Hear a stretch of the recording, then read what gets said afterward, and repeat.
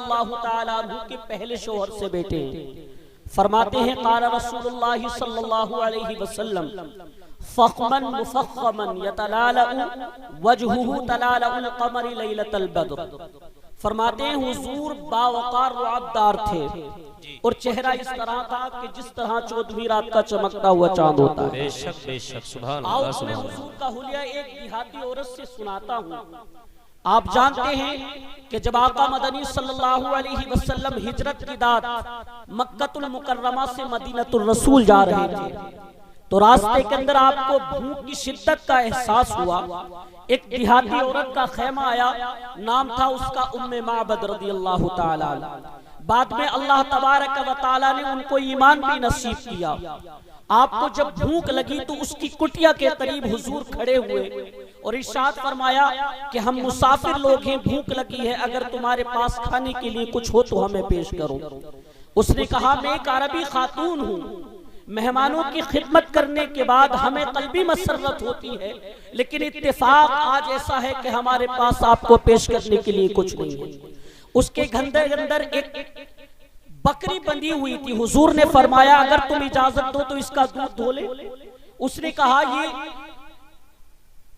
बकरियों के रेवड़ के साथ चलकर जाने के काबिल नहीं है जी। इसकी हड्डियों के अंदर गोश्त भी नहीं है, ये दूध कहां से दे सकती है। मुस्तफा ने फरमाया अगर तुम इजाजत दो तो हम इसका दूध दो लें। उसने हंसकर कहा मुझे क्या एतराज हो सकता है अगर ये दूध देती है। हजरत सैयदना सिद्दीक़ अकबर रदियल्लाहु ताला अन्हु ने उस बकरी को खोला, मुस्तफा के सामने पेश किया। नबी रहमत सल्लल्लाहु अलैहि वसल्लम ने अपना दस्त शफ़क़त उसकी पीठ पर रख दिया। उसने अपनी टांगों को चौड़ा कर दिया, उसकी खीरी के अंदर दूध उतर आया। उम्मे माबद ने हुजूर को जो बर्तन पेश किया, हुजूर ने दूध धोना शुरू कर दिया, वो बर्तन पूरा भर गया। हुजूर ने फरमाया और पेश करो। उसने दूसरा बर्तन दिया, वो भी भर गया। उसके घर के अंदर जितने भी बर्तन थे सारे के सारे दूध से भर गए थे।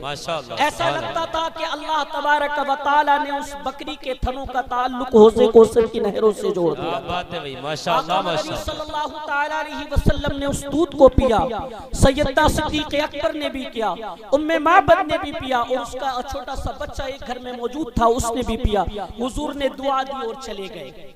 उम्मे माबद को इस खुशी के आलम में हुजूर का नाम पूछना याद रहा जी। शाम को उम्मे माबद का शोहर अबू माबद जब बकरियों का रेवड़ लेकर के पलटता है तो अपनी कच्ची कुल्ली के ऊपर नूर बरसता देखता है। एक बार वो जिधर से गुजरे हैं नसीब, 1000 बार उधर से बाहर गुजरी है। और इसी बात को अगर नशूर वाहदी का लहजा दूं तो उसने तो हद कर दी। उसने कहा चंद लम्हों के लिए बैठे थे तुम जिस पेड़ के नीचे, चंद लम्हों के लिए बैठे थे तुम जिस पेड़ के नीचे, सुना है आज तक उसका साया महकता है। फरमाते हैं कि अपनी कच्ची कुल्ली पे जब नूर बरसता देखा तो उसने कहा ये आज घर का माहौल बदला बदला नजर आता है, क्या बात। तो उम्मे माबद कहती है कि हमारे घर में एक शख्स आया था। अब उम्मे माबद को इस खुशी के आलम में हुजूर का नाम तो पूछना याद नहीं रहा, तो उसने अपने तौर पे हुजूर का नाम रख लिया और कहा हमारे घर में मुबारक आया। और फिर उम्मे माबद अपने शोहर के सामने हुजूर का हुलिया बयान करती है।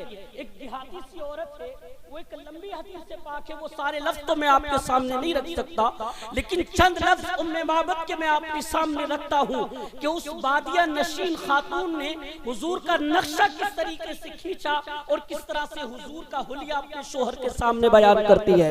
अपने शोहर के सामने हुजूर का हुलिया बयान करते हुए कहती है रअयतु रजुलन ज़ाहिरन वज़ाअ, ए मेरे शोहर मैंने एक ऐसे शख्स को देखा कि जिसका चेहरा चमक रहा था, हसन अल खल्की, और उसकी खिलकत बड़ी खूबसूरत थी, मलीहल वजह, और इसका चेहरा नमकीन था, कसीमुन वसीमुन, मीठा था, प्यारा था, फी ऐनैहि दाजुन व फी अशफारिही वदफुन, और कहा कि उसकी पलकें लंबी थी और उसके चेहरे के अंदर चमक थी और उसकी आंखें बड़ी खूबसूरत थी, व फी सौतिही सहलुन, और मेरे शोहर में बता नहीं सकती उसकी आवाज के अंदर इतना दर्द था कि मैं तेरे सामने कुछ जाहिर नहीं कर सकता।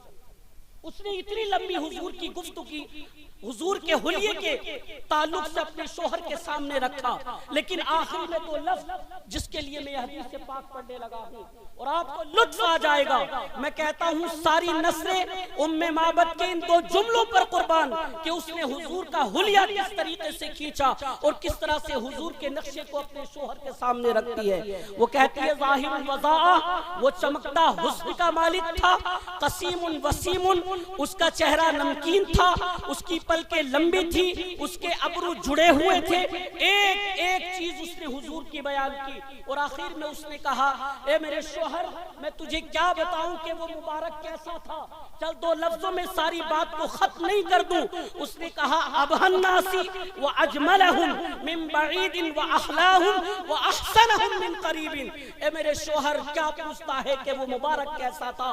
जब वो दूर से आ रहा था तो बड़ा हसीन लगता था, जब करीब आ गया तो और हसीन। आहा माशाअल्लाह, नारे तकबीर, नारे रिसालत, मजहबे इस्लाम, मसलके आला हजरत, उर्से मुक़द्दस, नारे हैदरी, अजमते सरकारे मदीना।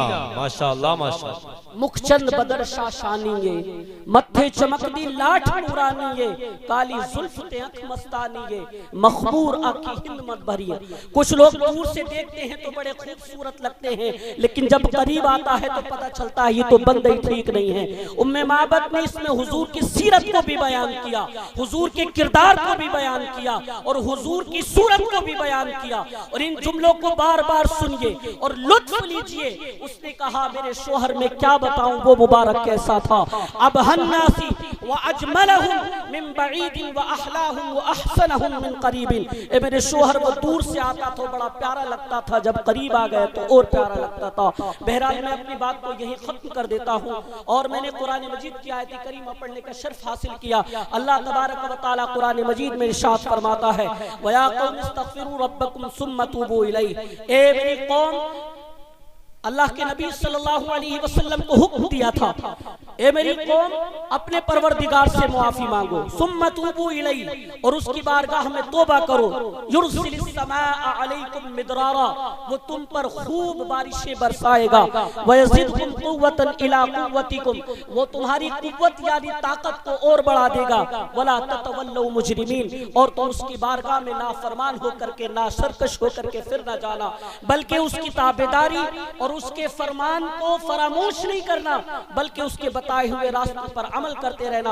अल्लाह हम सभी को अमल खैर की तौफीक अता फरमाए।